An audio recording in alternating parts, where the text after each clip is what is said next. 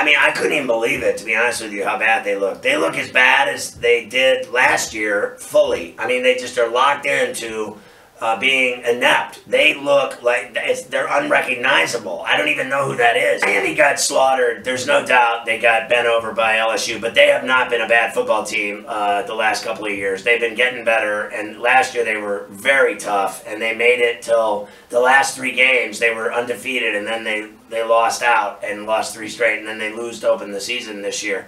But they lost to a team that I think was, certainly underappreciated. No one thought LSU was going to play that well, and their defense was incredible in this game. That doesn't mean, because I don't think their quarterback's all that. So, I want to see LSU play in the SEC now against all these tough teams and see how they're standing at the end of November. So I'm not buying them yet. I thought they looked fantastic against Miami. I thought Miami, their season took a major hit on Sunday night.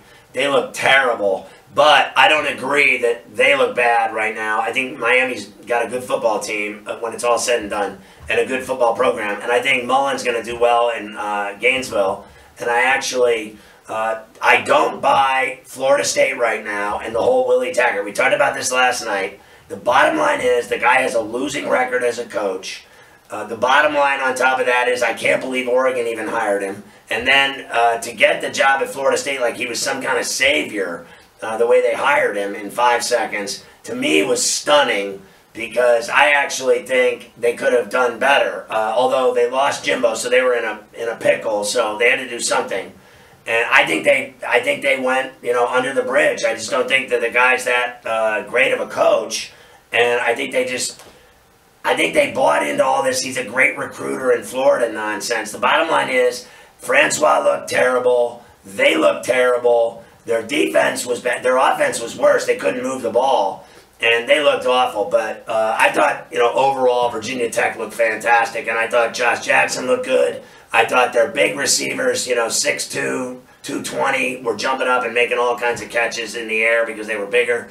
And I thought their defense literally shut down Florida State, and their special teams, the block and a punt, was the key to the game. At that point, it was 24-3, and it was lights out. So I just thought they looked fantastic, but we'll see where they go from here. Before the game, everybody was saying they couldn't win because they had only 5 returning players on defense, but then their defense went out and played that gem last night. So at the end of the day, nobody knows anything. Everybody thinks they're a genius about football until the game's played, and then after the game, everybody goes hides in their cave, and they don't want to talk about how wrong they were.